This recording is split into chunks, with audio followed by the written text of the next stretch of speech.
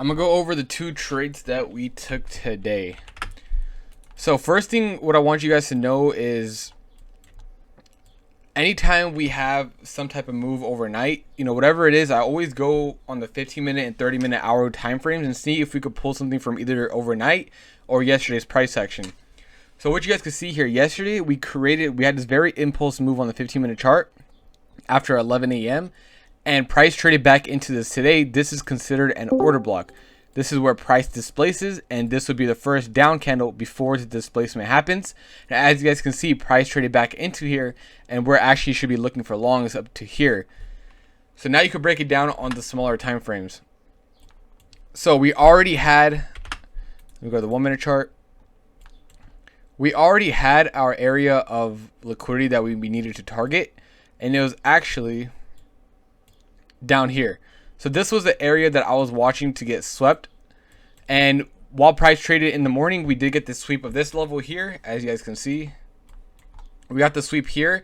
And we even swept this intraday low here, which now should definitely give you a bullish bias to trade the upside and, look for longs at this 15-minute order block. But wait for confirmation. Just because we swept it and we're at an order block, you're still going to wait for some type of confirmation. And I wasn't in the market in the morning. I was telling everyone I'm going to be in the markets, at 7, whatever it was. Just because it was a little bit choppy in the morning. And then we finally got back down here. And this is where I started getting a little bit more interested in this price action. So looking at the 1-minute chart here, we came back to this low. And I was just waiting for any type of structure to form and a break of structure. We already had this low get swept here, so I wasn't worried about sell side targeting this area because we already took our main sell side from overnight anyways.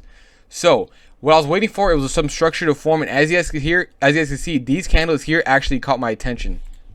So what I was waiting for was a break of structure at this area here, and possibly get this reversal back to the upside and target some higher time frame buy side liquidity, which I'll let you guys know right now. So once we actually did get this break of structure, you guys can see I wasted almost no time taking this long setup. This is something that I was watching, overall, because I did have a bull bias, because once again, we were in this 15-minute order block, we swept liquidity, and we had this 1-minute break of structure here, which, my target was 39.15. Obviously, we blew right past that, and also high a day, which once again, we blew past that as well. So why did price react the way it was? Where if you look at the hourly chart here, we had this high that we needed to take out, this high here. And as you guys can see, we took out this high. We actually back tested it at the end of the day, and we ripped up from it as well. And let's go to the 5-minute chart. You guys can see as soon as this liquidity got marked out and hit, we actually rejected it right away. However, price was still strong, and we actually ended up breaking above it and continued to the upside. So that was the first play that I took. It was basically off this 15-minute order block. I waited for this break of structure to form, and you guys can even see we had some structure forming on the 5-minute chart as well, so you guys could use this as a break of structure on the 5 if you guys weren't trading the 1-minute chart. This would be your break of structure on the 5, and then you could have your entry here at the same time that I did, and then your stops would be under this low, because under these lows, this order block will likely not hold just because we already swept the liquidity from overnight and also this intraday liquidity here.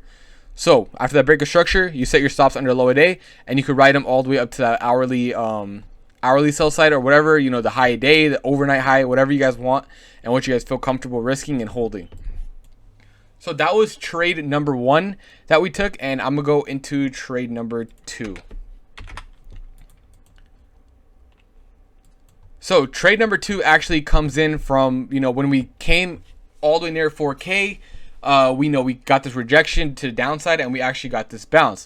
So if you guys see where this bounce is coming from, it was actually this fair value gap that was formed here. I was watching this area for a possible rejection, and we did get this rejection here on this fair value gap. However, we did get the break above it. So now, obviously, it's it's kind of common nature if you guys studying ICT. When a fair value gap breaks, and we still have some more upside targets, we do come back into it and trade it and act as support. So I'm not taking this trade just off, okay, this fair value gap is acting as support, because when the price was down here, I was waiting to see how it reacts to this.